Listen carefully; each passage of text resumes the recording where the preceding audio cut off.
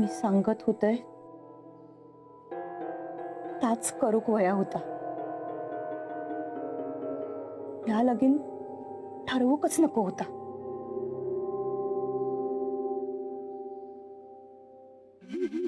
थोड्या वेळापर्यंत सगळा चांगला चांगला चालला होता आणि अचानक कोणीतरी खाव करावं तसा ह्या सगळा घडला.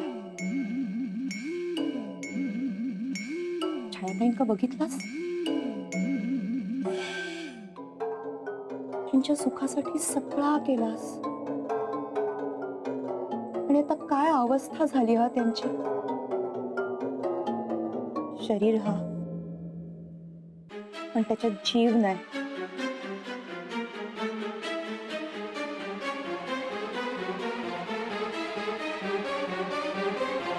तुमचं काय झाला असत मका कळता हो. आपल्या बहिणी वांगडा दुसऱ्यांदा असा होता हा. ह्या खसल्या भावाक बघवत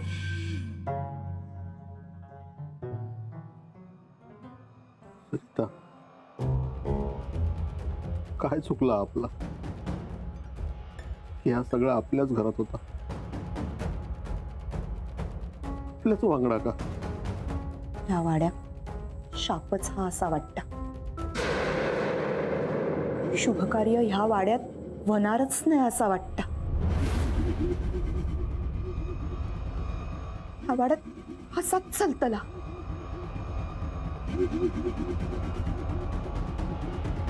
आपली पण पोरं आहात, त्यांची पण कार्य आहात. देऊ न करो आणि त्या कार्यात काय? सरिता, मी नाही राहणार या वाड्यात. मी नाही राहणार. आपण हैसून जाऊया तालुक्याच्या गावाक. थय एखादा खोपटा घेऊन थय राहूया. पण त्या हय नको. हय अजून किती मुडदे पडतील माहित नाही. किती मुडदे मानगुटीवर बसतील सांगता येत नाही. आपल्या दोन पोरांचा जरा तरी विचार करा आणि निघा हैसून. चला. सरिता, माका पण कळता हा सगळा. पण आता आपण हैसून गेलो तर लोक आपल्याकडे बोट दाखवतील. पण हैसून नाही जाऊ शकत. कायच राहूचा लागतं.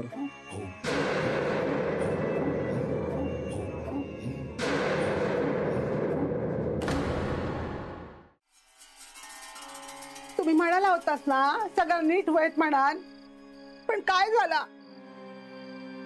माझ्या छाया वागण्यात असा का? वाटला होता सगळं नीट होईत म्हणान. लगीन करून छाया संसार थाटात.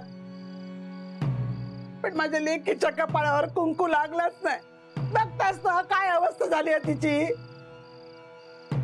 कसले भोग होते. या घरात शुभ कार्य होतच नाही. काय म्हणायचं आहे का? कोण करीत असतात या? सांगा ना, कोण करीत असतात? अगो आता आपण काय करणार? लेकीचा असा झाला माका पण वाईट वाटतं. पण आता छाया सावरूक व्हाय. काय सांगू ते का? कसं समजावू मी? बाय गे, तुझं लगीन होतच नाही असं सांगू ते का? या घरात शुभ कार्य नाही होतले सांगू ते का? तू असाच राहतलास काय सांगू ते का? माका कळता हा या सगळा सोपा नाही हा. पण दुसरो पर्याय हा का? आता छायासाठी तरी तुका गंभीर होऊचा लागतला. सावर स्वतः.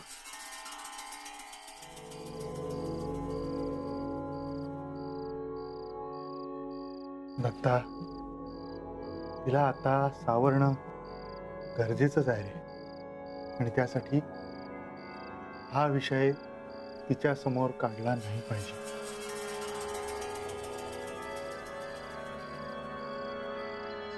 जेवढ्या वेळा आपण तिच्या समोर हा विषय काढू तेवढा अधिक त्रास तिला होणार.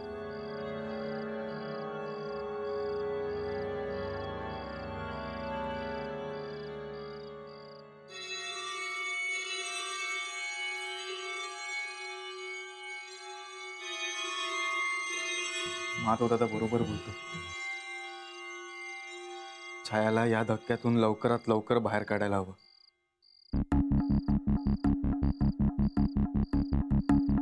छायाताई कुठे?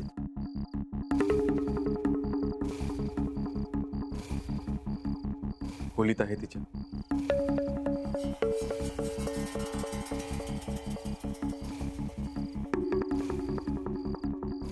विश्वासराव, नेमकं काय झालं होतं?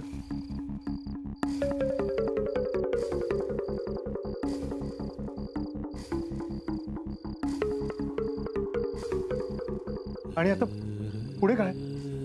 बॉडी पोस्टमॉर्टमला गेली. तपास सुरू झालाय. अजयच्या अंत्यविधीचं काय? त्याचं तर कोणीच नाही.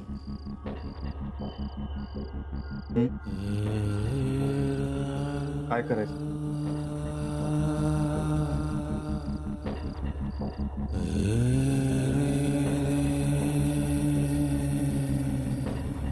काय करायचं?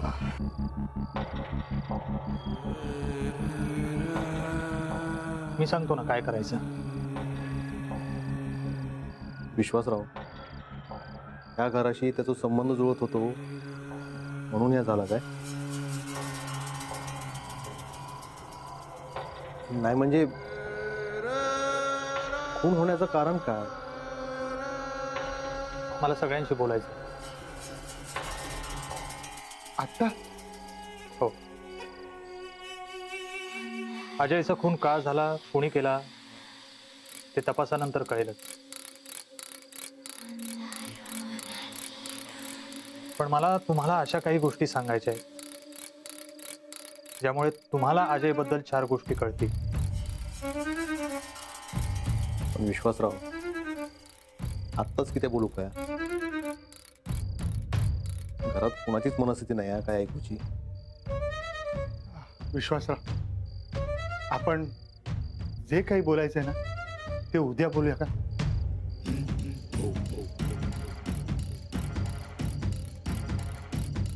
उद्या मी असेनच असं नाही.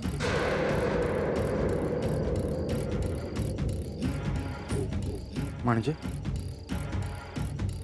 काय बोलायचंय काय तुला? या घरात घडणाऱ्या घटनांच्या तपासासाठी मी इथे आलो. दरम्यान नेनेंचा खून झाला आणि हा तपास सुरू असताना आता अजयचाही खून झाला. मी संपूर्ण हरलोय. मी या तपासात कमी पडलो. जी व्यक्ती हे सगळं करतीये ती जिंकली.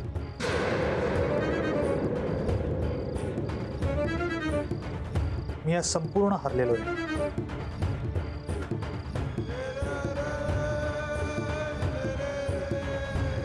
म्हणूनच आता यापुढे मला इथे थांबता येईल असं मला वाटत नाही. कदाचित माझ्याकडून हा तपास काढूनही घेतला जाईल. विश्वासरावने इथून जायला नको होतं. तो इथे होता तोपर्यंत आपण सगळे सुरक्षित होतो. आता तो इथून गेलाय म्हटल्यावर कुणी काही करण्याचा प्रयत्न केला तर? अण्णा जाता जाता लय शिकवून गेले तुका. या सगळा कधी केला, कसा केला कुणाकच कळलेलं नाही. मी काय केलंय? अजयक मारून झाडात कुणी लटकवला.